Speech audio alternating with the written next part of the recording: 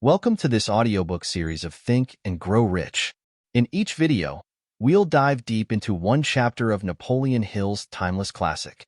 You'll discover the key principles and actionable steps that can transform your mindset, unlock your potential, and help you achieve success in every area of life. Whether you're looking to build wealth, enhance personal growth, or master your mindset, this series will provide you with the insights you need. Let's begin with Chapter 7. Organized Planning, the Crystallization of Desire into Action, the sixth step toward riches. You have learned that everything man creates or acquires begins in the form of desire. That desire is taken on the first lap of its journey, from the abstract to the concrete, into the workshop of the imagination, where plans for its transition are created and organized.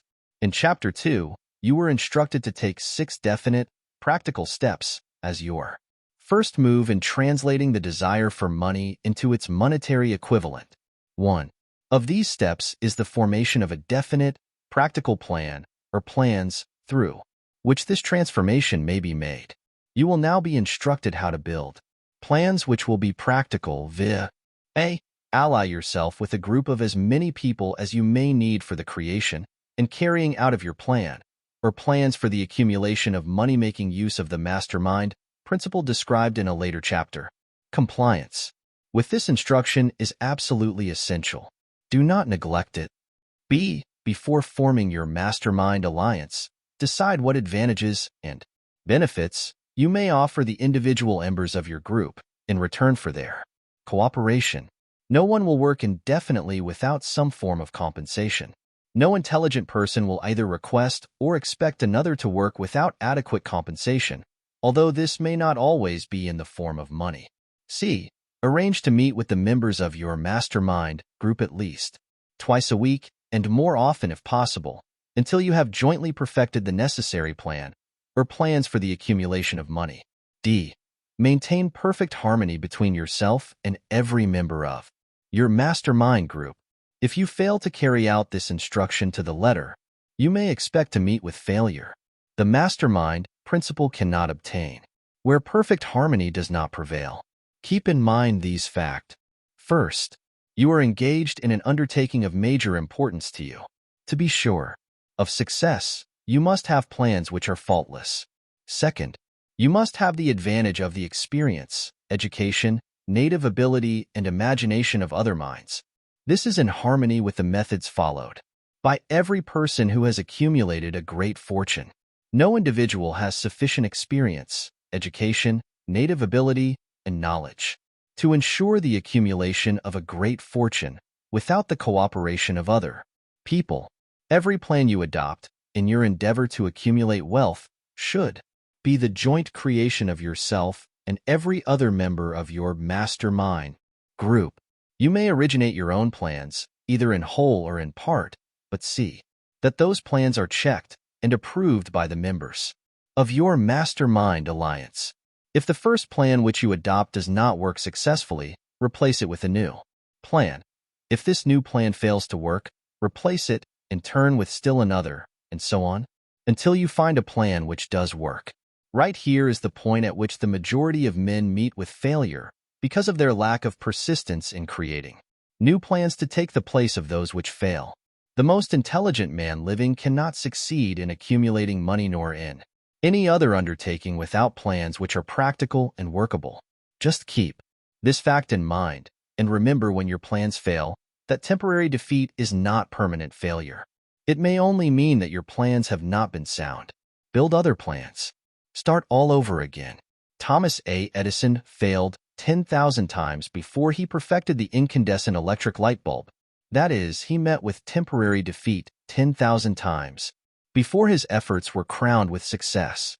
Temporary defeat should mean only one thing: the certain knowledge that there is something wrong with your plan.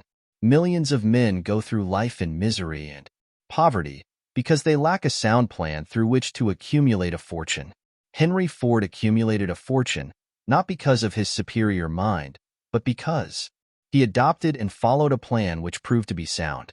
1,000 men could be pointed out, each with a better education than Ford's, yet each of whom lives in poverty because he does not possess the right plan for the accumulation of money. Your achievement can be no greater than your plans are sound. That may seem to be an axiomatic statement, but it is true. Samuel Insull lost his fortune of over $100 million. The Insull fortune was built on plans which were sound. The business depression forced Mr. Insull to change his plans, and the change brought temporary defeat because his new plans were not sound. Mr. Insull is now an old man. He may, consequently, accept failure instead of temporary defeat. But if his experience turns out to be failure, it will be for the reason that he lacks the fire of persistence to rebuild his plans. No man is ever whipped until he quits in his own mind. This fact will be repeated many times, because it is so easy to take the count at the first sign of defeat. James J. Hill met with temporary defeat when he first endeavored to raise the necessary capital to build a railroad from the east to the west, but he, too, turned defeat into victory through new plans.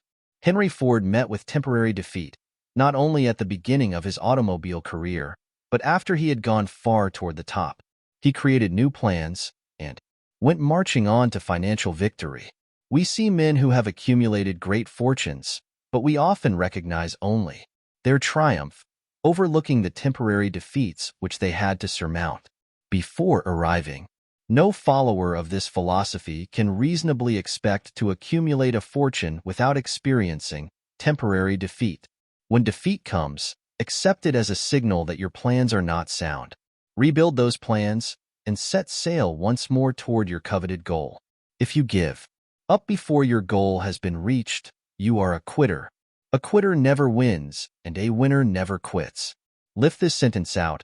Write it on a piece of paper in letters an inch high and place it where you will see it every night before you go to sleep and every morning before you go to work. When you begin to select members for your mastermind group, endeavor to select those who do not take defeat seriously. Some people foolishly believe that only money can make money. This is not true. Desire, transmuted into its monetary equivalent through the principles laid down here, is the agency through which money is made. Money, of itself, is nothing but inert matter. It cannot move, think, or talk, but it can't hear when a man who desires it calls it to come. Planning the sale of services. The remainder of this chapter has been given over to a description of ways and means of marketing personal services.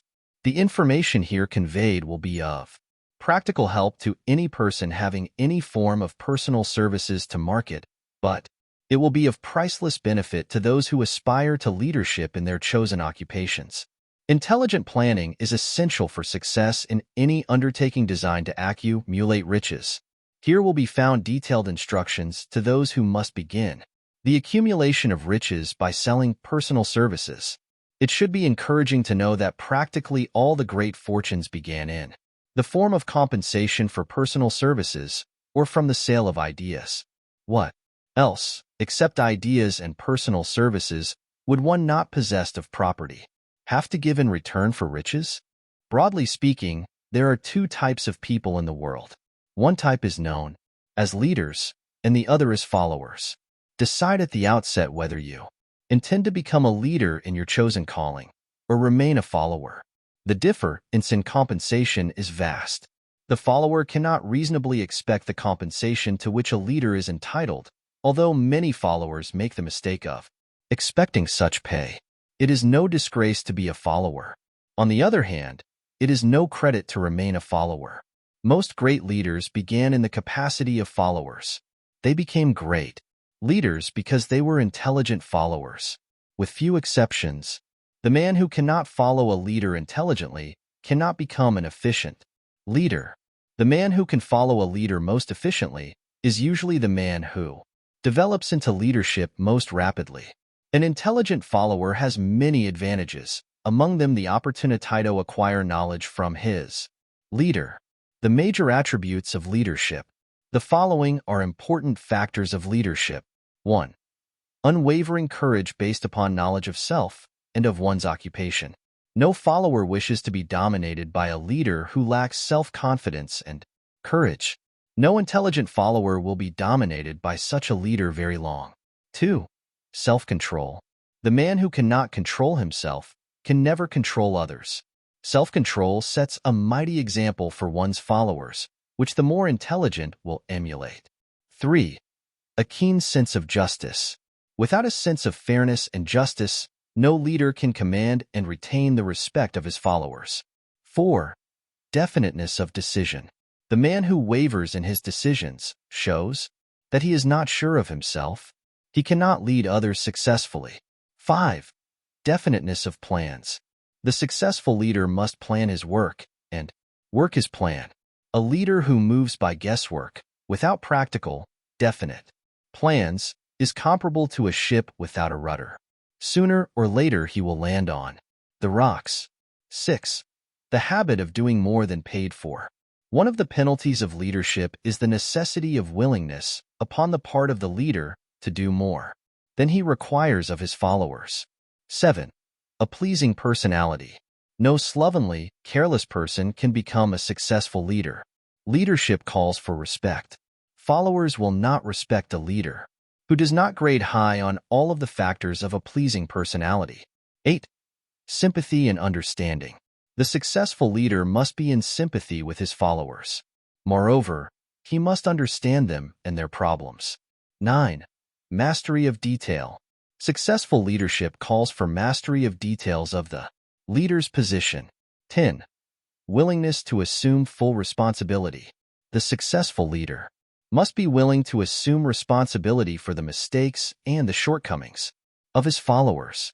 If he tries to shift this responsibility, he will not remain the leader.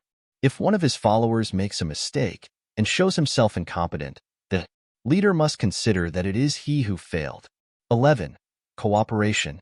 The successful leader must understand and apply the principle of cooperative effort and be able to induce his followers to do the same. Leadership calls for power, and power calls for cooperation. There are 2 forms of leadership. The first, and by far the most effective, is leadership by consent of and with the sympathy of the followers. The second is leadership by force, without the consent and sympathy of the followers. History is filled with evidences that leadership by force cannot endure. The downfall and disappearance of dictators and kings is significant. It means that people will not follow forced leadership indefinitely. The world has just entered a new era of relationship between leaders and followers, which very clearly calls for new leaders and a new brand of leadership in business and industry. Those who belong to the old school of leadership by force must acquire an understanding of the new brand of leadership, cooperation, or be relegated to the rank and file of the followers. There is no other way out for them. The relationship of employer and employee, or of leader and follower in the future, will be one of mutual cooperation, based upon an equitable division of the profits of business. In the future, the relationship of employer and employee will be more like a partnership than it has been in the past. Napoleon, Kaiser Wilhelm of Germany, the Tsar of Russia, and the King of Spain were examples of leadership by force. Their leadership passed without much difficulty. One might point to the prototypes of these ex-leaders among the business, financial, and labor leaders of America who have been dethroned or slated to go. Leadership by consent of the followers is the only brand which can endure. Men may follow the forced leadership temporarily, but they will not do so willingly. The new brand of leadership will embrace the 11 factors of leadership, described in this chapter, as well as some other factors. The man who makes these the basis of his leadership will find abundant opportunity to lead in any walk of life. The Depression was prolonged, largely, because the world lacked leadership of the new brand. At the end of the Depression, the demand for leaders who are competent to apply the new methods of leadership has greatly exceeded the supply. Some of the old type of leaders will reform and adapt themselves to the new brand of leadership, but generally speaking, the world will have to look for new timber for its leadership. This necessity may be your opportunity. The 10 major causes of failure in leadership. We come now to the major faults of leaders who fail, because it is just as essential to know what not to do as it is to know what to do. 1. Inability to organize details.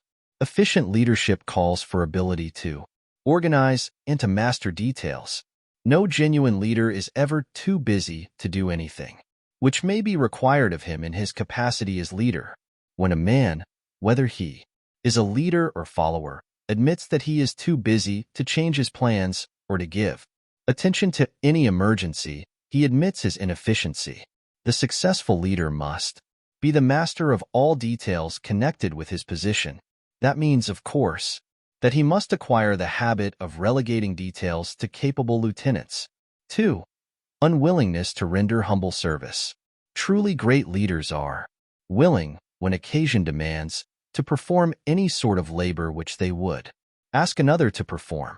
The greatest among ye shall be the servant of all, is a truth which all able leaders observe and respect. 3. Expectation of pay for what they know instead of what they do with that which they know.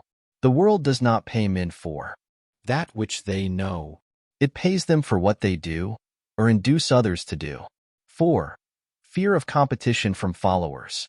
The leader who fears that one of his followers may take his position is practically sure to realize that fear sooner or later.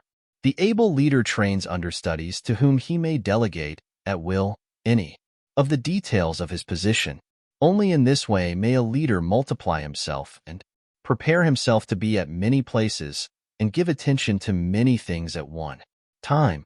It is an eternal truth that men receive more pay for their ability to get others to perform than they could possibly earn by their own efforts. An efficient leader may, through his knowledge of his job and the magnetism of his personality, greatly increase the efficiency of others and induce them to render more service and better service than they could render without his aid. 5. Lack of imagination. Without imagination, the leader is incapable of meeting emergencies and of creating plans by which to guide his followers efficiently. 6. Selfishness. The leader who claims all the honor for the work of his followers is sure to be met by resentment. The really great leader claims none of the honors.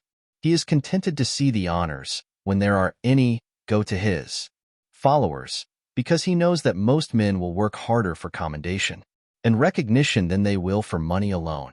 7. Intemperance. Followers do not respect an intemperate leader. Moreover, intemperance in any of its various forms destroys the endurance and the vitality of all who indulge in it. 8. Disloyalty. Perhaps this should have come at the head of the list. The leader who is not loyal to his trust and to his associates, those above him and those below him, cannot long maintain his leadership. Disloyalty marks one as being less than the dust of the earth and brings down on one's head the contempt he deserves. Lack of loyalty is one of the major causes of failure in every walk of life. 9. Emphasis of the authority of leadership. The efficient leader leads by encouraging and not by trying to instill fear in the hearts of his followers. The leader who tries to impress his followers with his authority comes within the category of leadership through force. If a leader is a real leader, he will have no need to advertise that fact except by his conduct, his sympathy, understanding, fairness, and a demonstration that he knows his job. 10. Emphasis of title. The competent leader requires no title to give him the respect of his followers. The man who makes too much over his title generally has little else to emphasize. The doors to the office of the real leader are open to all who wish to enter, and his working quarters are free from formality or ostentation. These are among the more common of the causes of failure in leadership. Any one of these faults is sufficient to induce failure. Study the list carefully if you aspire to leadership, and make sure that you are free of these faults. Some fertile fields in which new leadership will be required. Before leaving this chapter, your attention is called to a few of the fertile fields in which there has been a decline of leadership and in which the new type of leader may find an abundance of opportunity. First, in the field of politics, there is a most insistent demand for new leaders, a demand which indicates nothing less than an emergency. The majority of politicians have, seemingly, become high-grade legalized racketeers. They have increased taxes and debauched the machinery of industry and business until the people can no longer stand the burden. Second, the banking business is undergoing a reform. The leaders in this field have almost entirely lost the confidence of the public. Already the bankers have sensed the need of reform, and they have begun it. Third, industry calls for new leaders. The old type of leaders thought and moved in terms of dividends instead of thinking and moving in terms of human equations. The future leader in industry, to endure, must regard himself as a quasi-public official whose duty it is to manage his trust in such a way that it will work. Hardship on no individual or group of individuals. Exploitation of working men is a thing of the past. Let the man who aspires to leadership in the field of business, industry, and labor remember this. Fourth, the religious leader of the future will be forced to give more attention to the temporal needs of his followers in the solution of their economic and personal problems of the present, and less attention to the dead past and the yet unborn future. Fifth, in the professions of law, medicine, and education, a new brand of leadership, and to some extent, new leaders will become a necessity. This is especially true in the field of education. The leader in that field must, in the future, find ways and means of teaching people how to apply the knowledge they receive in school. He must deal more with practice and less with theory. 6. New leaders will be required in the field of journalism. Newspapers of the future, to be conducted successfully, must be divorced from special privilege and relieved from the subsidy of advertising. They must cease to be organs of propaganda for the interests which patronize their advertising columns. The type of newspaper which publishes scandal and lewd pictures will eventually go the way of all forces which debauch the human mind. These are but a few of the fields in which opportunities for new leaders and a new brand of leadership are now available. The world is undergoing a rapid change. This means that the media through which the changes in human habits are promoted must be adapted to the changes. The media here described are the ones which, more than any others, determine the trend of civilization. When and how to apply for a position. The information described here is the net result of many years of experience, during which thousands of men and women were helped to market their services effectively. It can, therefore, be relied upon as sound and practical media through which services may be marketed. Experience has proved that the following media offer the most direct and effective methods of bringing the buyer and seller of personal services together. 1. Employment bureaus. Care must be taken to select only reputable bureaus, the management of which can show adequate records of achievement of satisfactory results. There are comparatively few such bureaus. 2.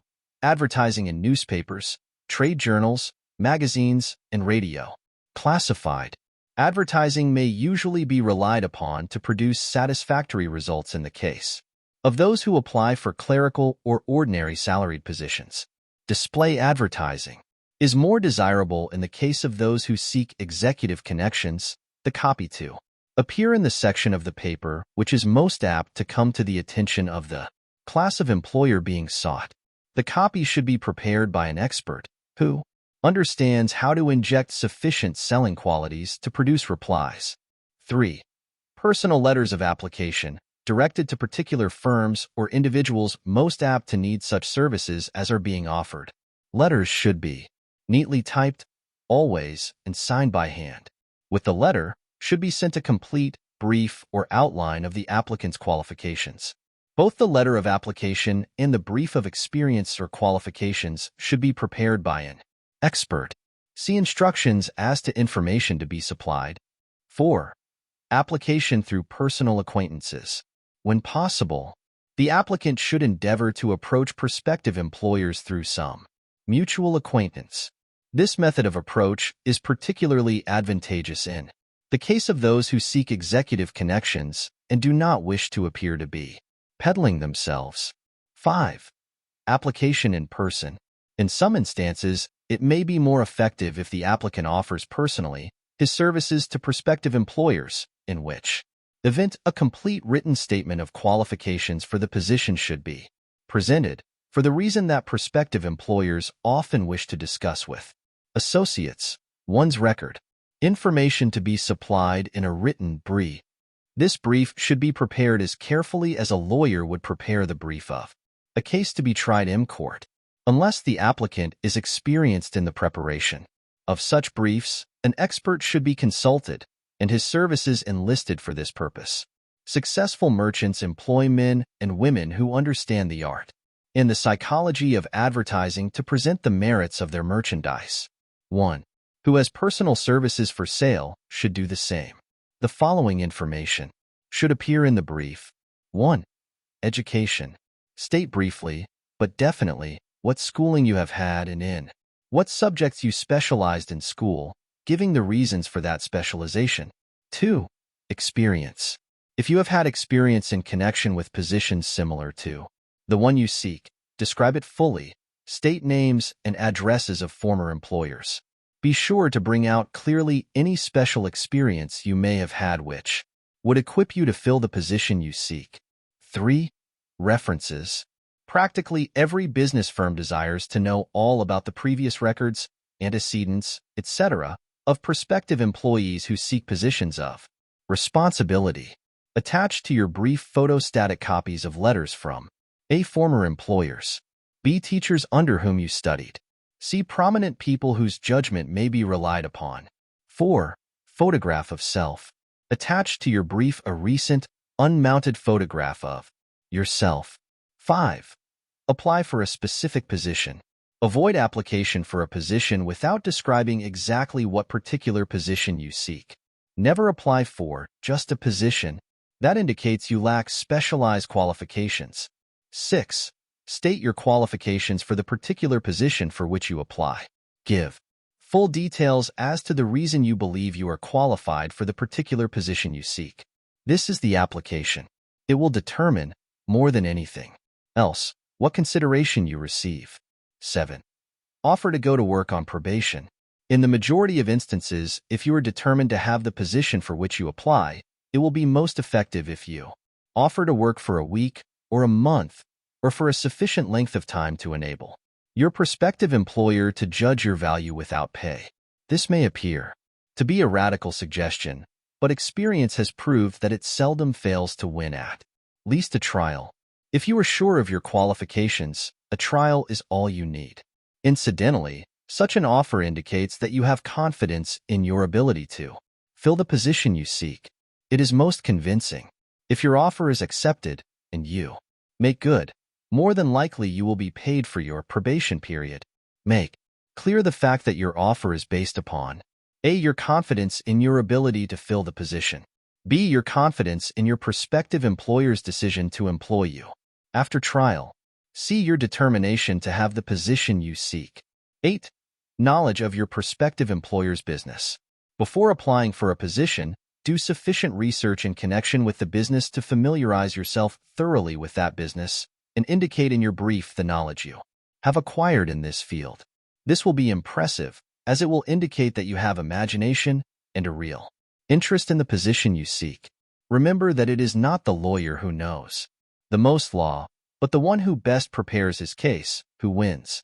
If your case is properly prepared and presented, your victory will have been more than half won. At the outset, do not be afraid of making your brief too long.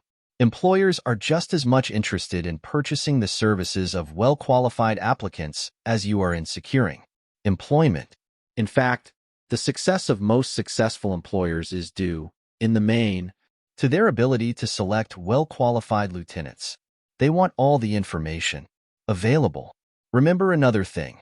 Neatness in the preparation of your brief will indicate that you are a painstaking person.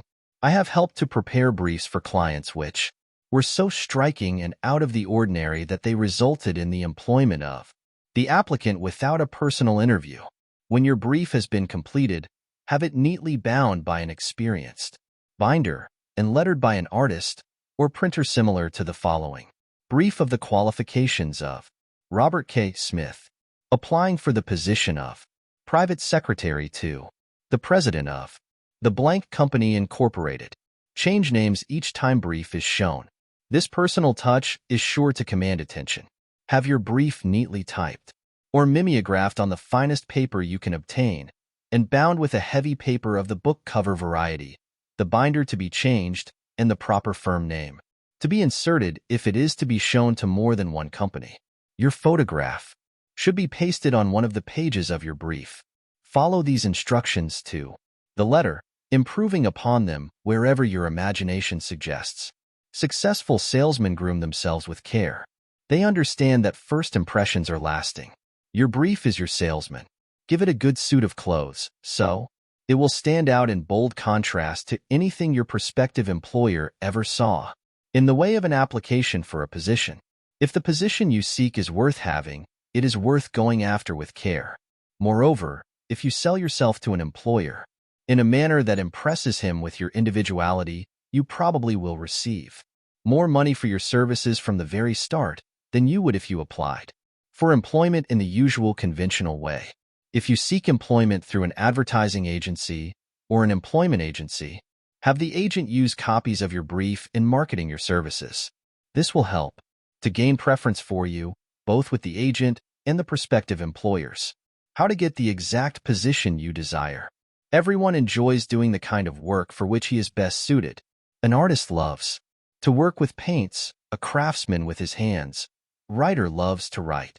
Those with less definite talents have their preferences for certain fields of business and industry. If America does anything well, it offers a full range of occupations, tilling the soil, manufacturing, marketing, and the professions. First, decide exactly what kind of a job you want. If the job doesn't already exist, perhaps you can create it. Second, choose the company or individual for whom you wish to work. Third, study your prospective employer as to policies, personnel, and chances of advancement. Fourth, by analysis of yourself, your talents and capabilities, figure what you can offer and plan ways and means of giving advantages, services, developments, ideas that you believe you can successfully deliver. Fifth, forget about a job. Forget whether or not there is an opening. Forget the usual routine of, have you got a job for me? Concentrate on what you can give. 6. Once you have your plan in mind, arrange with an experienced writer to put it on paper in neat form and in full detail. 7th, present it to the proper person with authority, and he will do the rest.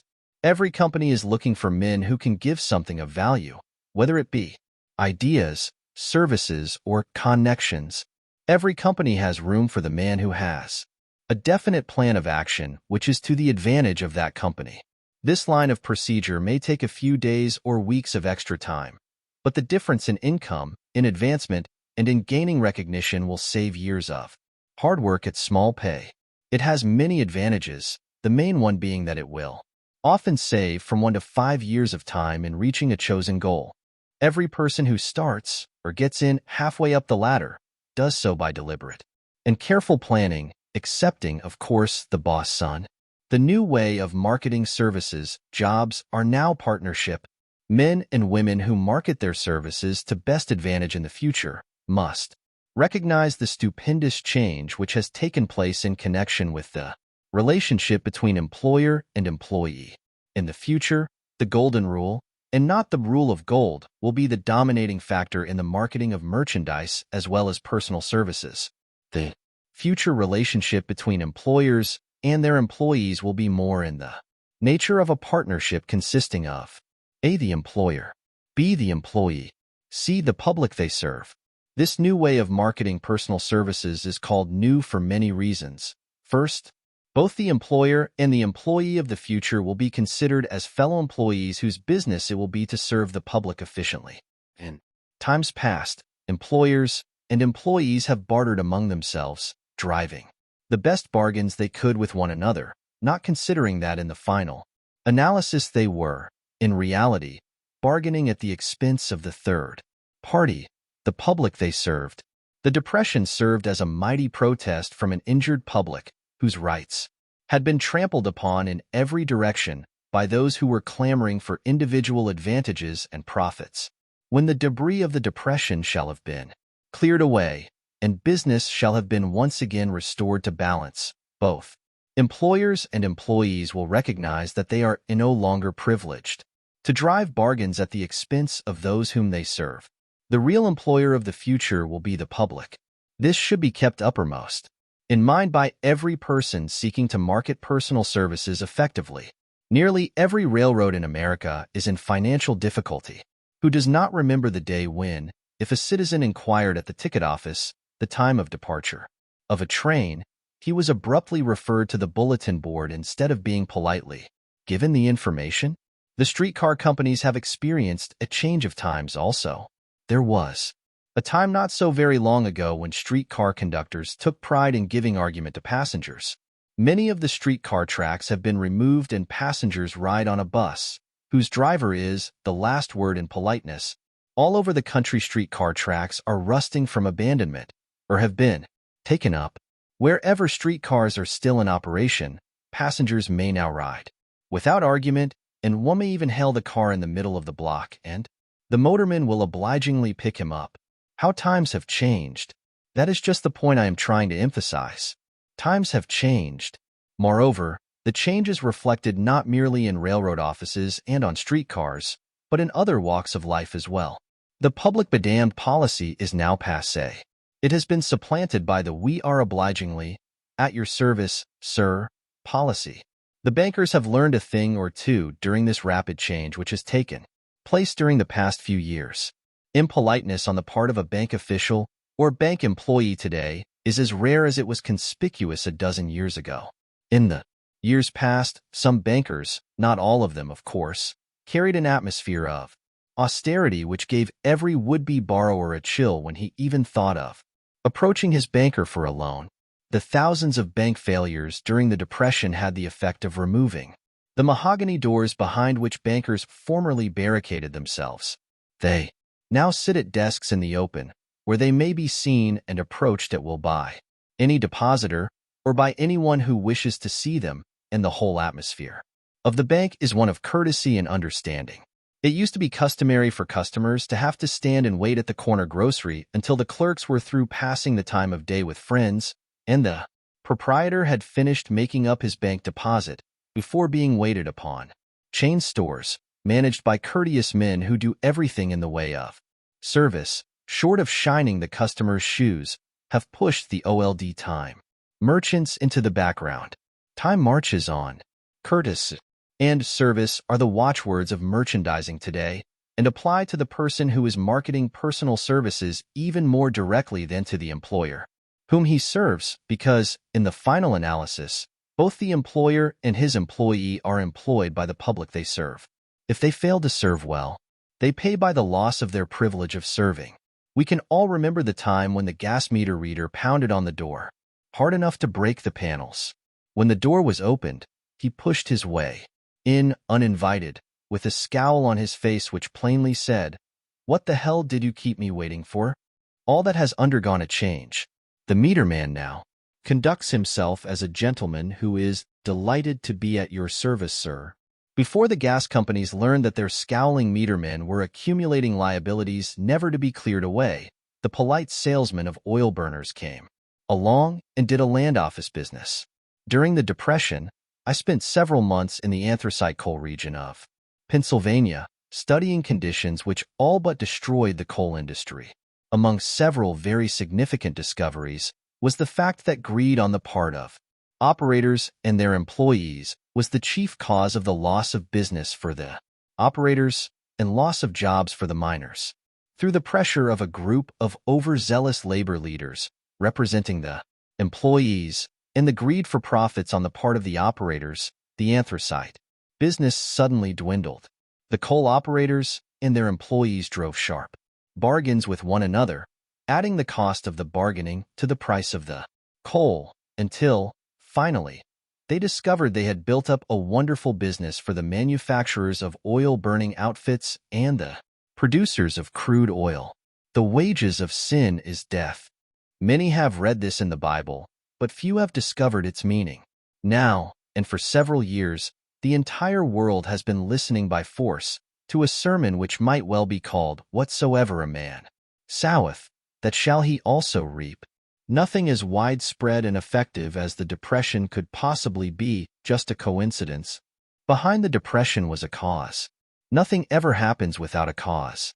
In the main, the cause of the Depression is traceable directly to the worldwide habit of trying to reap without sowing.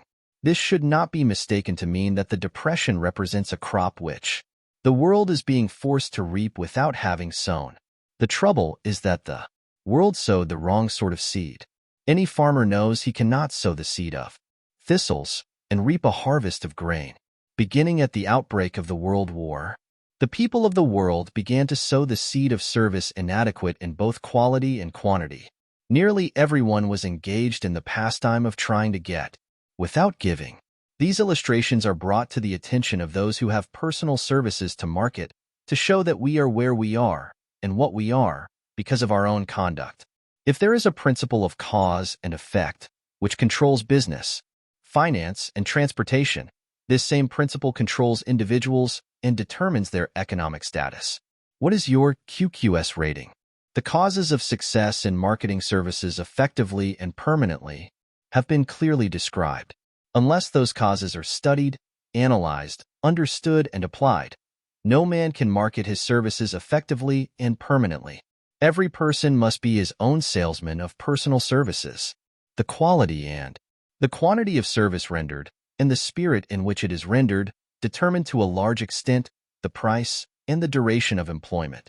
To market personal services effectively, which means a permanent market at a satisfactory price, under pleasant conditions, one must adopt and follow the QQS formula, which means that quality plus quantity plus the proper spirit of cooperation equals perfect salesmanship of service.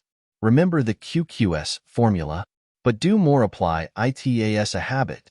Let us analyze the formula to make sure we understand exactly what it means. 1. Quality of service shall be construed to mean the performance of every detail in connection with your position in the most efficient manner possible, with the object of greater efficiency always in mind. 2. Quantity of service shall be understood to mean the habit of rendering all the service of which you are capable at all times, with the purpose of increasing. The amount of service rendered as greater skill is developed through practice and experience. Emphasis is again placed on the word habit. 3. Spirit of service shall be construed to mean the habit of agreeable, harmonious conduct which will induce cooperation from associates and fellow employees. Adequacy of quality and quantity of service is not sufficient to maintain a permanent market for your services. The conduct, or the spirit in which you deliver service, is a strong determining factor in connection with both the price you receive and the duration of employment. Andrew Carnegie stressed this point more than others in connection with his description of the factors which lead to success in the marketing of personal services. He emphasized again and again the necessity for harmonious conduct. He stressed the fact that he would not retain any man, no matter how great a quantity or how efficient the quality of his work, unless he worked in a spirit of harmony. Mr. Carnegie insisted upon men being agreeable. To prove that he placed a high value upon this quality, he permitted many men who conformed to his standards to become very wealthy. Those who did not conform had to make room for others. The importance of a pleasing personality has been stressed because it is a factor which enables one to render service in the proper spirit. If one has a personality which pleases and renders service in a spirit of harmony, these assets often make up for deficiencies in both the quality and the quantity of service one renders. Nothing, however, can be successfully substituted for pleasing conduct. The capital value of your services. The person whose income is derived entirely from the sale of personal services is no less a merchant than the man who sells commodities, and it might well be added, such a person is subject to exactly the same rules of conduct as the merchant who sells merchandise. This has been emphasized because the majority of people who live by the sale of personal services make the mistake of considering themselves free from the rules of conduct and the responsibilities attached to those who are engaged in marketing commodities. The new way of marketing services has practically forced both employer and employee into partnership alliances, through which both take into consideration the rights of the third party the public they serve. The day of the go-getter has passed. He has been supplanted by the go-giver. High-pressure methods in business finally blew the lid off. There will never be the need to put the lid back on, because, in the future, business will be conducted by methods that will require no pressure. The actual capital value of your brains may be determined by the amount of income you can produce by marketing your services. A fair estimate of the capital value of your services may be made by multiplying your annual income by 16 and 2/3, as it is reasonable to estimate that your annual income represents 6% of your capital value. Money rents for 6% per annum. Money is worth no more than brains. It is often worth much less. Competent brains, if effectively marketed, represent a much more desirable form of capital than that which is required to conduct a business dealing in commodities, because brains are a form of capital which cannot be permanently depreciated through depressions, nor can this form of capital be stolen or spent. Moreover, the money which is essential for the conduct of business is as worthless as a sand dune until it has been mixed with efficient brains. The 30 major causes of failure. How many of these are holding you back? Life's greatest tragedy consists of men and women who earnestly try and fail. The tragedy lies in the overwhelmingly large majority of people who fail, as compared to the few who succeed. I have had the privilege of analyzing several thousand men and women, 98% of whom were classed as failures. There is something radically wrong with a civilization and a system of education which permit 98% of the people to go through life as failures. But I did not write this book for the purpose of moralizing on the rights and wrongs of the world. That would require a book 100 times the size of this one. My analysis work proved that there are 30 major reasons for failure and 13 major principles through which people accumulate fortunes. In this chapter, a description of the 30 major causes of failure will be given. As you go over the list, check yourself by it, point by point, for the purpose of discovering how many of these causes of failure stand between you and success. 1. Unfavorable hereditary background. There is but little, if anything, which can be done for people who are born with a deficiency in brain power. This philosophy offers but one method of bridging this weakness through the aid of the mastermind. Observe with profit, however, that this is the only one of the 30 causes of failure which may not be easily corrected by any individual. 2. Lack of a well-defined purpose in life. There is no hope of success for the person who does not have a central purpose or definite goal at which to aim. 98 out of every 100 of those whom I have analyzed had no such aim. Perhaps this was the 3. Lack of ambition to aim above mediocrity. We offer no hope for the person who is so indifferent as not to want to get ahead in life, and who is not willing to pay the price. 4. Insufficient education. This is a handicap which may be overcome with comparative ease. Experience has proven that the best educated people are often those who are known as self-made or self-educated. It takes more than a college degree to make one a person of education. Any person who is educated is one who has learned to get whatever he wants in life without violating the rights of others. Education consists not so much of knowledge, but of knowledge effectively and persistently applied. Men are paid not merely for what they know, but more particularly for what they do with that which they know. 5. Lack of self-discipline. Discipline comes through self-control. This means that one must control all negative qualities. Before you can control conditions, you must first control yourself. Self-mastery is the hardest job you will ever tackle. If you do not conquer self, you will be conquered by self. You may see at one and the same time both your best friend and your greatest enemy by stepping in front of a mirror. 6. Ill health. No person may enjoy outstanding success without good health.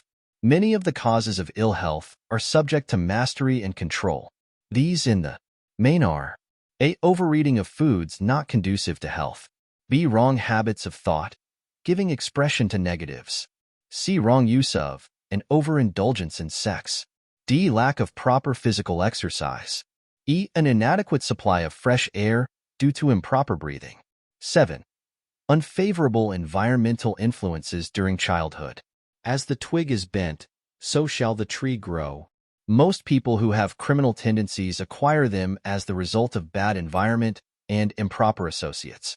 During childhood. 8. Procrastination. This is one of the most common causes of failure. Old man procrastination stands within the shadow of every human being, waiting his opportunity to spoil one's chances of success. Most of us go through life as failures because we are waiting for the time to be right to start doing something worthwhile. Do not wait. The time will never be just right. Start where you stand and work with whatever tools you may have at your command, and better tools will be found as you go along. 9. Lack of persistence. Most of us are good starters, but poor finishers of everything we begin. Moreover, people are prone to give up at the first signs of defeat. There is no substitute for persistence. The person who makes persistence his watchword discovers that old man failure finally becomes tired and makes his departure. Failure cannot cope with persistence. 10. Negative personality. There is no hope of success for the person who repels people through a negative personality. Success comes through the application of power, and power is attained through the cooperative efforts of other people. A negative personality will not induce cooperation. 11. Lack of controlled sexual urge. Sex energy is the most powerful of all the stimuli which move people into action. Because it is the most powerful of the emotions, it must be controlled through transmutation and converted into other channels. 12. Uncontrolled desire for something for nothing. The gambling instinct drives millions of people to failure. Evidence of this may be found in a study of the Wall Street crash of 29, during which millions of people tried to make money by gambling on stock margins. 13. Lack of a well-defined power of decision. Men who succeed reach decisions promptly and change them, if at all, very slowly. Men who fail reach decisions, if at all, very slowly, and change them frequently and quickly. Indecision and procrastination are twin brothers. Where one is found, the other may usually be found also. Kill off this pair before they completely hogtie you to the treadmill of failure. 14. One or more of the 6 basic fears. These fears have been analyzed for you in a later chapter. They must be mastered before you can market your services effectively. 15. Wrong selection of a mate in marriage. This a most common cause of failure. The relationship of marriage brings people intimately into contact. Unless this relationship is harmonious, failure is likely to follow. Moreover, it will be a form of failure that is marked by misery and unhappiness, destroying all signs of ambition. 16. Overcaution. The person who takes no chances generally has to take whatever is left when others are through choosing. Overcaution is as bad as undercaution. Both are extremes to be guarded against. Life itself is filled with the element of chance. 17. Wrong selection of associates in business. This is one of the most common causes of failure in business. In marketing personal services, one should use great care to select an employer who will be an inspiration and who is, himself, intelligent and successful. We emulate those with whom we associate most closely. Pick an employer who is worth emulating. 18. Superstition and prejudice. Superstition is a form of fear. It is also a sign of ignorance. Men who succeed keep open minds and are afraid of nothing. 19. Wrong selection of a vocation. No man can succeed in a line of endeavor which he does not like. The most essential step in the marketing of personal services is that of selecting an occupation into which you can throw yourself wholeheartedly. 20. Lack of concentration of effort. The jack of all trades seldom is good at any. Concentrate all of your efforts on one definite chief aim. 21. The habit of indiscriminate spending. The spendthrift cannot succeed, mainly because he stands eternally in fear of poverty. Form the habit of systematic saving by putting aside a definite percentage of your income. Money in the bank gives one a very safe foundation of courage when bargaining for the sale of personal services. Without money, one must take what one is offered and be glad to get it. 22. Lack of enthusiasm. Without enthusiasm, one cannot be convincing. Moreover, enthusiasm is contagious, and the person who has it under control is generally welcome in any group of people. 23. Intolerance. The person with a closed mind on any subject seldom gets ahead. Intolerance means that one has stopped acquiring knowledge. The most damaging forms of intolerance are those connected with religious, racial, and political differences of opinion. 24. Intemperance. The most damaging forms of intemperance are connected with eating, strong drink, and sexual activities. Overindulgence in any of these is fatal to success. 25. Inability to cooperate with others. More people lose their positions and their big opportunities in life because of this fault than for all other reasons combined. It is a fault which no well-informed businessman or leader will tolerate. 26. Possession of power that was not acquired through self-effort. Sons and daughters of wealthy men and others who inherit money, which they did not earn. Power in the hands of one who did not acquire it gradually is often fatal to success. Quick riches are more dangerous than poverty. 27. Intentional dishonesty. There is no substitute for honesty. One may be temporarily dishonest by force of circumstances over which one has no control, without permanent damage. But there is no hope for the person who is dishonest by choice. Sooner or later, his deeds will catch up with him, and he will pay by loss of reputation and perhaps even loss of liberty. 28. Egotism and vanity. These qualities serve as red lights which warn others to keep away. They are fatal to success. 29. Guessing instead of thinking. Most people are too indifferent or lazy to acquire facts with which to think accurately. They prefer to act on opinions created by guesswork or snap judgments. 30. Lack of capital. This is a common cause of failure among those who start out in business for the first time, without sufficient reserve of capital to absorb the shock of their mistakes and to carry them over until they have established a reputation. 31. Under this, name any particular cause of failure from which you have suffered that has not been included in the foregoing list. In these 30 major causes of failure is found a description of the tragedy of life, which obtains for practically every person who tries and fails. It will be helpful if you can induce someone who knows you well to go over this list with you and help to analyze you by the 30 causes of failure. It may be beneficial if you try this alone.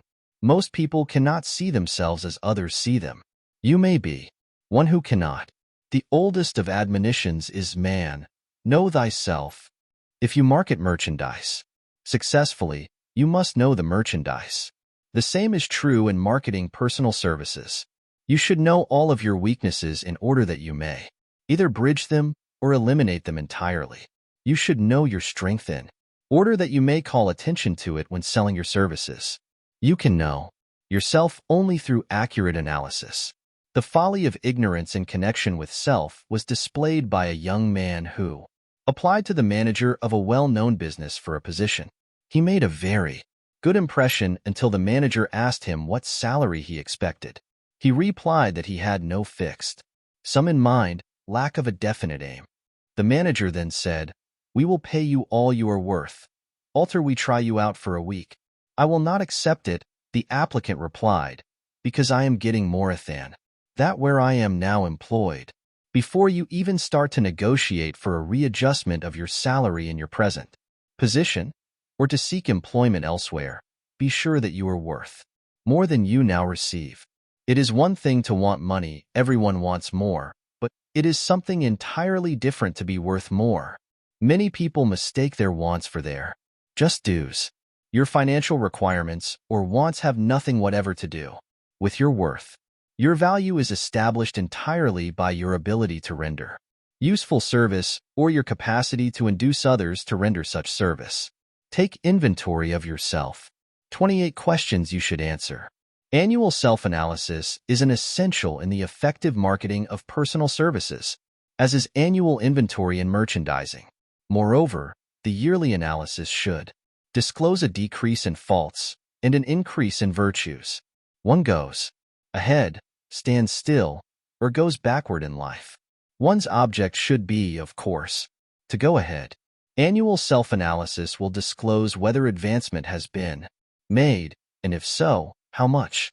It will also disclose any backward steps one may have made. The effective marketing of personal services requires one to move forward. Even if the progress is slow, your annual self-analysis should be made at the end of each year, so you can include in your New Year's resolutions any improvements which the analysis indicates should be made. Take this inventory by asking yourself the following questions and by checking your answers with the aid of someone who will not permit you to deceive yourself as to their accuracy. Self-analysis questionnaire for personal inventory. 1. Have I attained the goal which I established as my objective for this year? You should work with a definite yearly objective to be attained as a part of your major life objective. 2.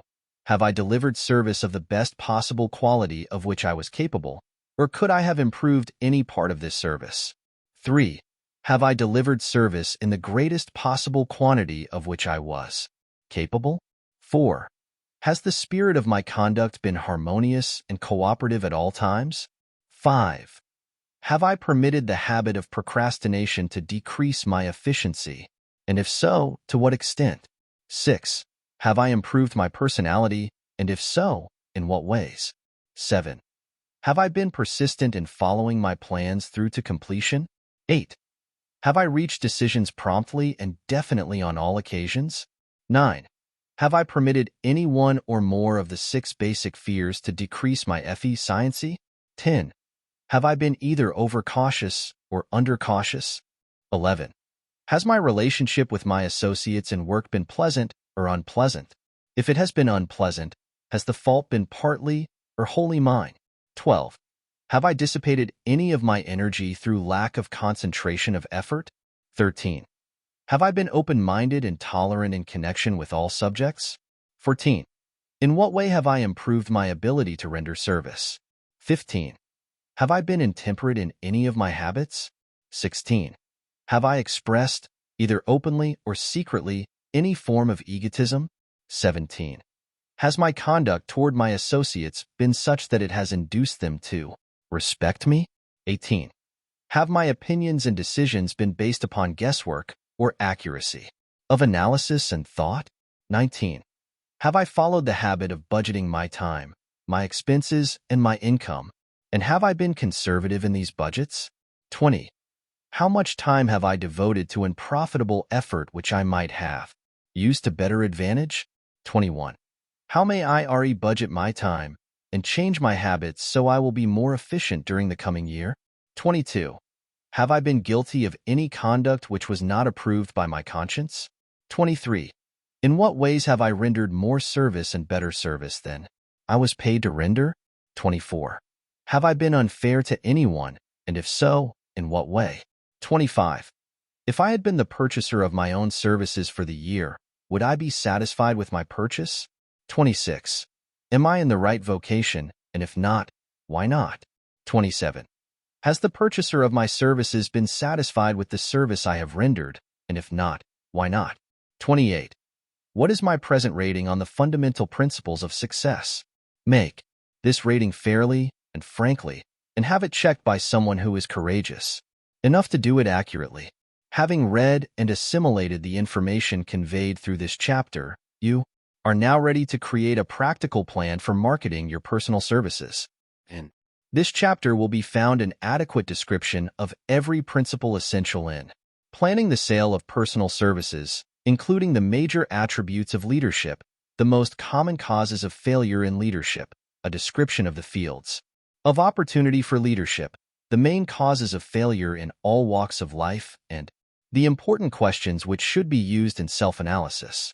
This extensive and detailed presentation of accurate information has been included because it will be needed by all who must begin the accumulation of riches by marketing personal services, those who have lost their fortunes, and those who are just beginning to earn money, have nothing but personal services to offer in return for riches. Therefore, it is essential that they have available the practical information needed to market services to best advantage. The information contained in this chapter will be of great value to all who aspire to attain leadership in any calling. It will be particularly helpful to those aiming to market their services as business or industrial executives. Complete assimilation and understanding of the information here conveyed will be helpful in marketing one's own services, and it will also help one to become more analytical and capable of judging people. The information will be priceless to personnel directors, employment managers, and other executives charged with the selection of employees and the maintenance of efficient organizations. If you doubt this statement, test its soundness by answering and writing the 28 self-analysis questions. That might be both interesting and profitable, even though you do not doubt the soundness of the statement. Where and how one may find opportunities to accumulate riches. Now that we have analyzed the principles by which riches may be accumulated, we naturally ask, where may one find favorable opportunities to apply these principles? Very well, let us take inventory and see what the United States of America offer the person seeking riches, great or small. To begin with, let us remember, all of us, that we live in a country where every law-abiding citizen enjoys freedom of thought and freedom of deed unequaled anywhere in the world. Most of us have never taken inventory of the advantages of this freedom. We have never compared our unlimited freedom with the curtailed freedom in other countries. Here we have freedom of thought, freedom in the choice and enjoyment of education, freedom in religion, freedom in politics, freedom in the choice of a business, profession or occupation, freedom to accumulate and own without molestation, all the property we can accumulate, freedom to choose our place of residence, freedom in marriage, freedom through equal opportunity to all races, freedom of travel from one state to another, freedom in our choice of foods, and freedom to aim for any station in life for which we have prepared ourselves, even for the presidency of the United States. We have other forms of freedom, but this list will give a bird's-eye view of the most important, which constitute opportunity of the highest order. This advantage of freedom is all the more conspicuous because the United States is the only country guaranteeing to every citizen, whether native-born or naturalized, so broad and varied a list of freedom. Next, let us recount some of the blessings which our widespread freedom has placed within our hands. Take the average American family, for example, meaning the family of average income, and sum up the benefits available to every member of the family in this land of opportunity and plenty. A. Food. Next to freedom of thought and deed comes food, clothing, and shelter, the three basic necessities of life. Because of our universal freedom, the average American family has available, at its very door, the choicest selection of food to be found anywhere in the world, and at prices within its financial range. A family of two, living in the heart of Times Square district of New York City, far removed from the source of production of foods, took careful inventory of the cost of a simple breakfast, with this astonishing result. Articles of food. Cost at the breakfast table. Grapefruit juice, from Florida, 02. Rippled wheat breakfast food, Kansas farm, 02. Tea, from China, 02. Bananas, from South America, 02 1/2. Toasted bread, from Kansas farm, 01. Fresh country eggs, from Utah, 07. Sugar, from Cuba, or Utah, 001/2. Butter and cream, from New England, 03. Grand total, 20. It is not very difficult to obtain food in a country where two people can have breakfast consisting of all they want or need for a dime apiece.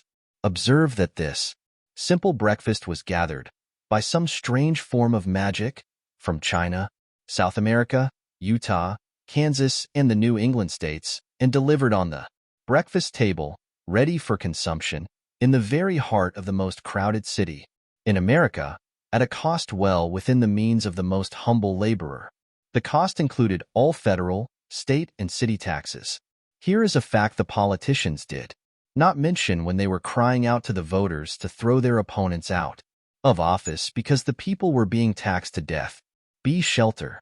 This family lives in a comfortable apartment, heated by steam, lighted with electricity, with gas for cooking, all for $65 a month. In a smaller city, or a more sparsely settled part of New York City, the same apartment could be had for as low as $20 a month.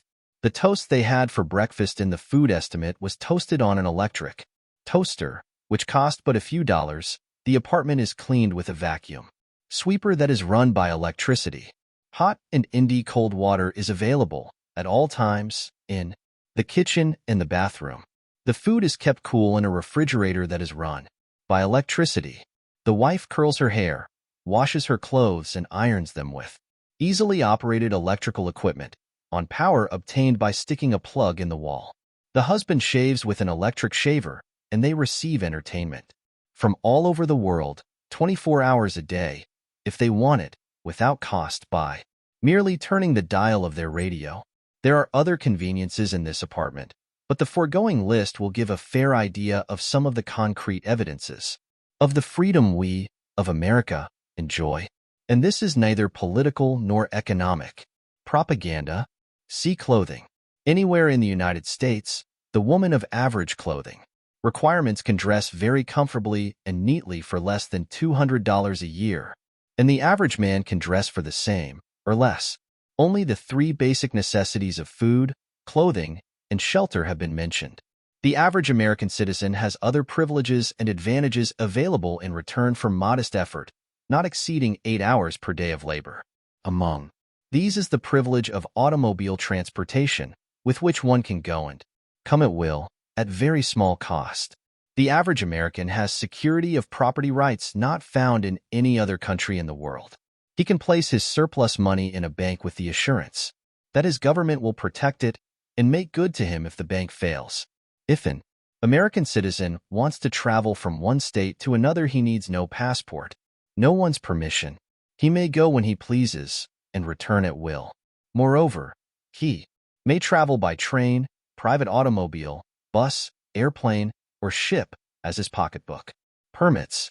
In Germany, Russia, Italy, and most of the other European and Oriental countries, the people cannot travel with so much freedom and at so little cost. The miracle that has provided these blessings. We often hear politicians proclaiming the freedom of America when they solicit votes, but seldom do they take the time or devote sufficient effort to the analysis of the source or nature of this freedom.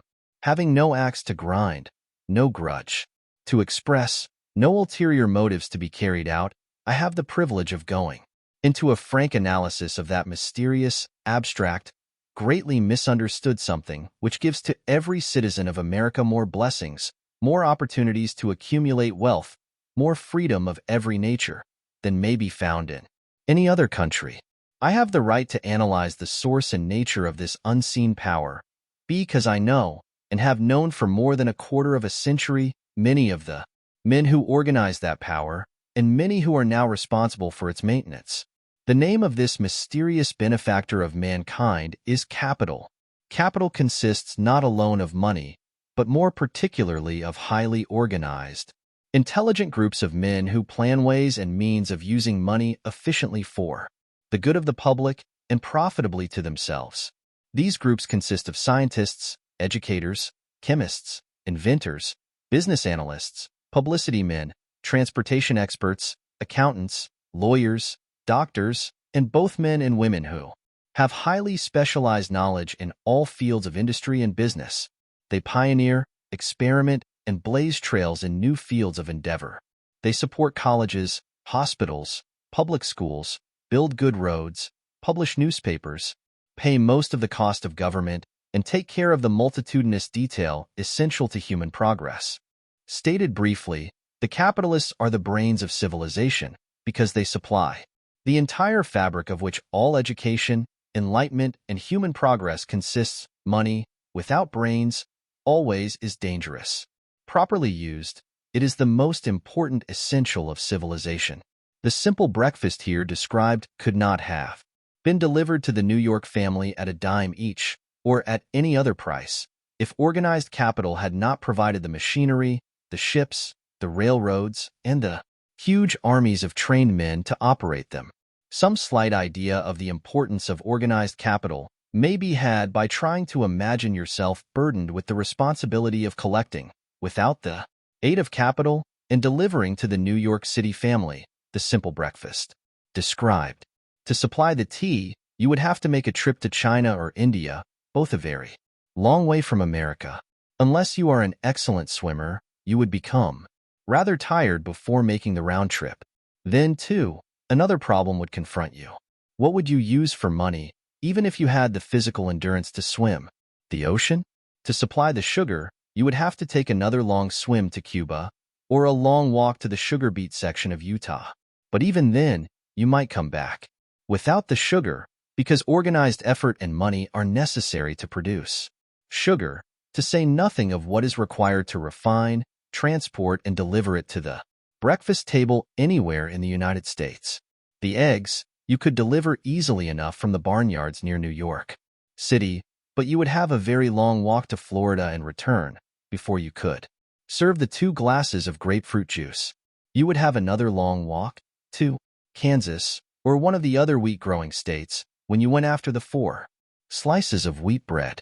The rippled wheat biscuits would have to be omitted from the menu because they would not be available except through the labor of a trained organization of men and suitable machinery, all of which call for capital. While resting, you could take off for another little swim down to South America, where you would pick up a couple of bananas, and on your return, you could take a short walk to the nearest farm having a dairy and pick up some butter and cream. Then your New York City family would be ready to sit down and enjoy breakfast, and you could collect your 2 dimes for your labor. Seems absurd, doesn't it? Well, the procedure described would be the only possible way these simple items of food could be delivered to the heart of New York City if we had no capitalistic system. The sum of money required for the building and maintenance of the railroads and steamships used in the delivery of that simple breakfast is so huge that it staggers one's imagination. It runs into hundreds of millions of dollars, not to mention the armies of trained employees required to man the ships and trains.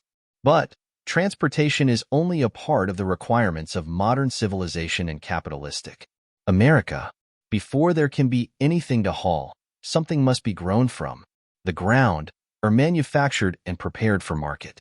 This calls for more millions of dollars for equipment, machinery, boxing, marketing, and for the wages of millions of men and women. Steamships and railroads do not spring up from the earth and function automatically.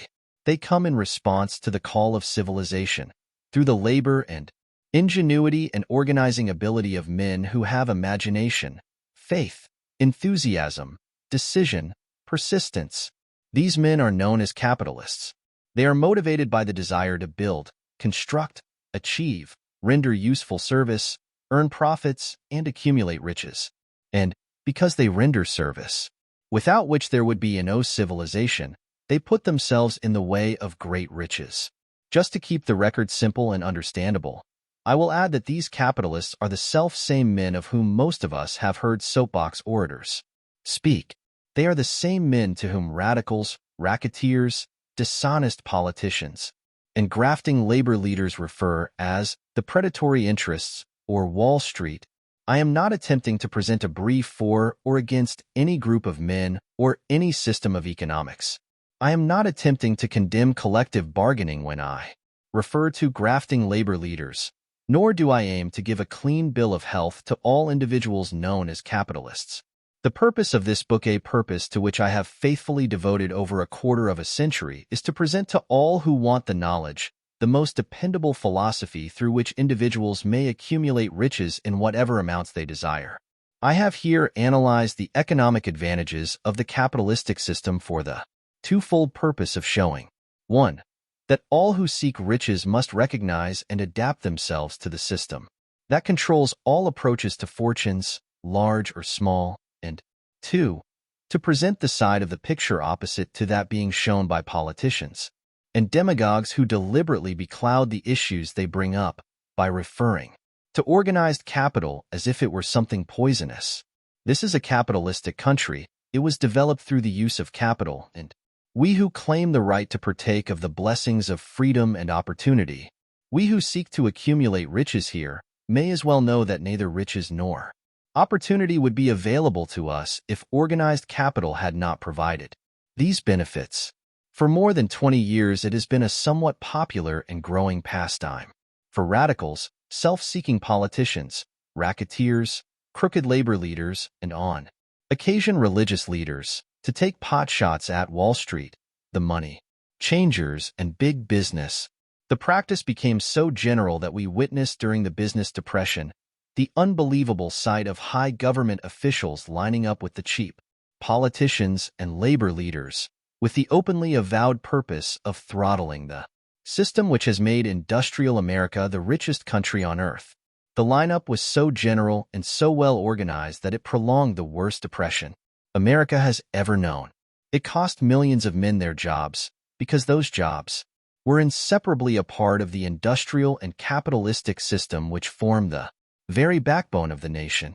During this unusual alliance of government officials and self-seeking individuals who were endeavoring to profit by declaring open season on the American system of industry, a certain type of labor leader joined forces with the politicians and offered to deliver voters in return for legislation designed to permit men to take riches away from industry by organized force of numbers, instead of the better method of giving a fair day's work for a fair day's pay.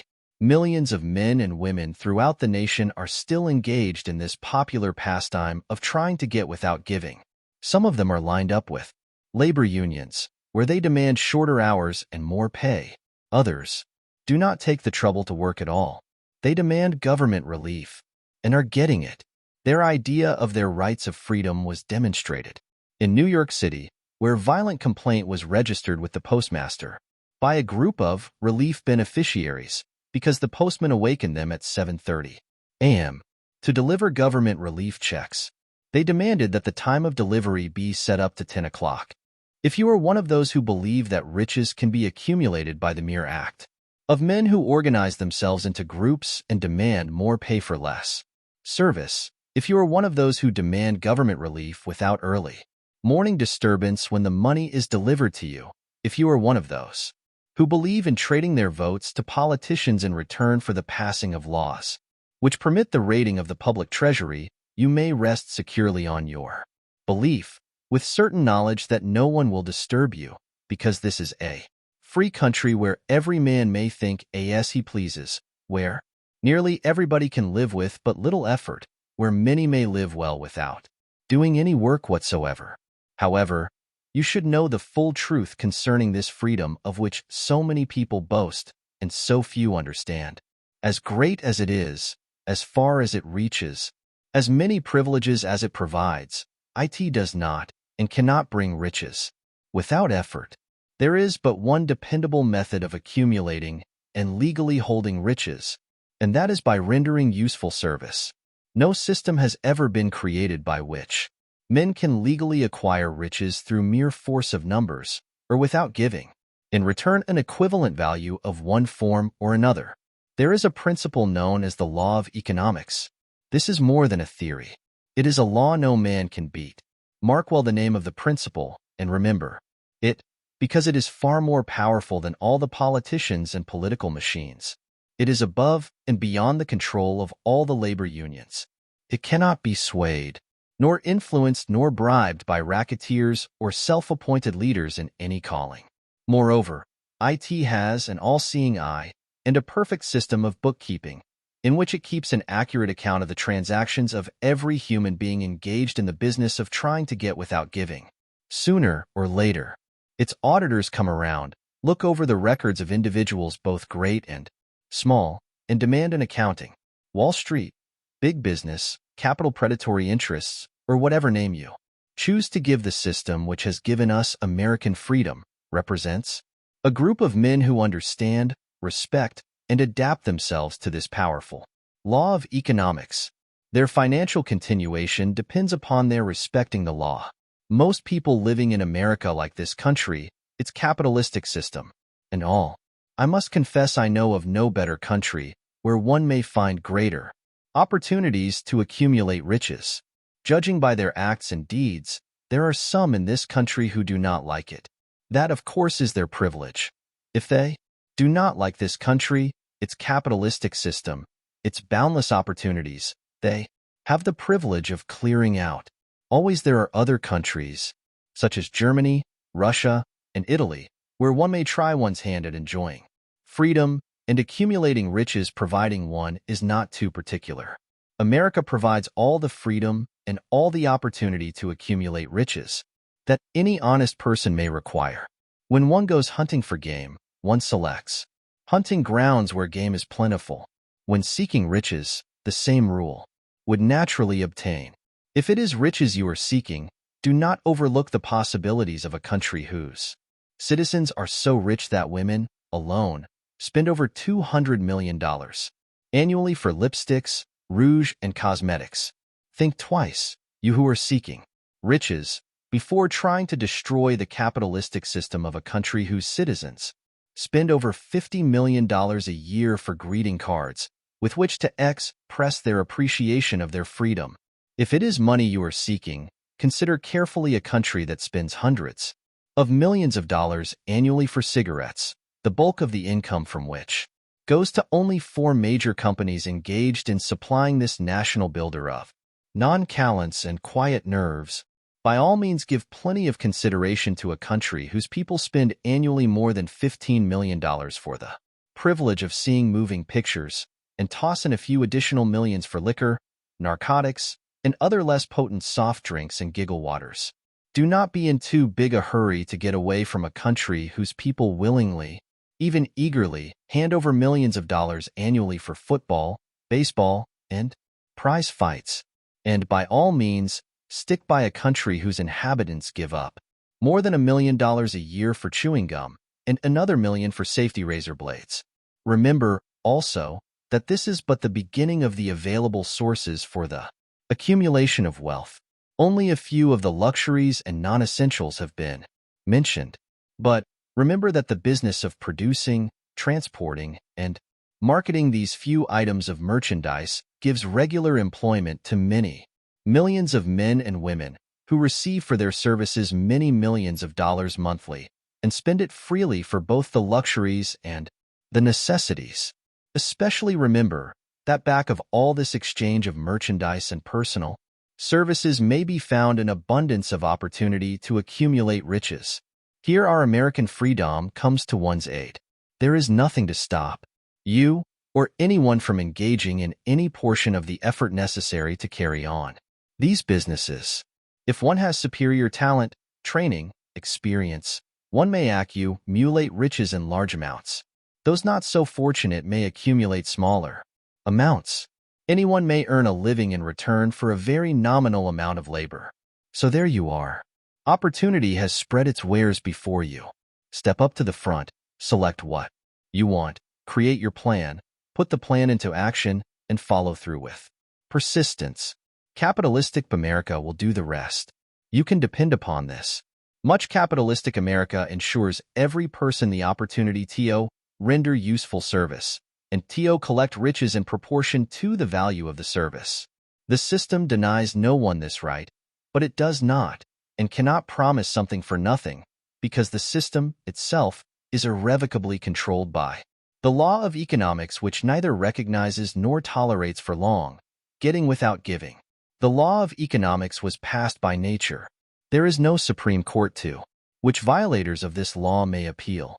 The law hands out both penalties for its violation and appropriate rewards for its observance, without interference or the possibility of interference by any human being. The law cannot be repealed. It is as fixed as the stars in the heavens and subject to and a part of the same system that controls the stars. May one refuse to adapt oneself to the law of economics? Certainly. This is a free country where all men are born with equal rights, including the privilege of ignoring the law of economics. What happens then? Well, nothing happens until large numbers of men join forces for the avowed purpose of ignoring the law and taking what they want by force. Then comes the dictator, with well-organized firing squads and machine guns. We have not yet reached that stage in America, but we have heard all we want to know about how the system works. Perhaps we be fortunate enough not to demand personal knowledge of so gruesome a reality. Doubtless we shall prefer To continue with our freedom of speech, freedom of deed, and freedom to render useful service in return for riches. The practice, by government officials, of extending to men and women the privilege of raiding the public treasury in return for votes sometimes results in election, but as night follows day, the final payoff comes, when every penny wrongfully used must be repaid with compound interest on compound interest. If those who make the grab are not forced to repay, the burden falls on their children and their children's children, even unto the third and fourth generations. There is no way to avoid the debt. Men can, and sometimes do, form themselves into groups for the purpose of crowding wages up and working hours down. There is a point beyond which they cannot go. It is the point at which the law of economics steps in, and the sheriff gets both the employer and the employees. For 6 years, from 1929 to 1935, the people of America, both rich and poor, barely missed seeing the old man economics hand over to the sheriff all the businesses and industries and banks. It was not a pretty sight. It did not increase our respect for mob psychology, through which men cast reason to the winds and start trying to get without giving. We who went through those 6 discouraging years, when fear was in the saddle and faith was on the ground, cannot forget how ruthlessly the law of economics exacted its toll from both rich and poor, weak and strong, old and young. We shall not wish to go through another such experience. These observations are not founded upon short-time experience. They are the result of 25 years of careful analysis of the methods of both the most successful and the most unsuccessful men America has known. Thank you for listening to this chapter of Think and Grow Rich. I hope you found the insights valuable and that you're inspired to take action toward your goals. If you enjoyed this chapter, don't forget to like, subscribe, and turn on notifications so you never miss a new video in this series. Remember, success begins with the right mindset. Keep growing and keep striving. See you in the next chapter.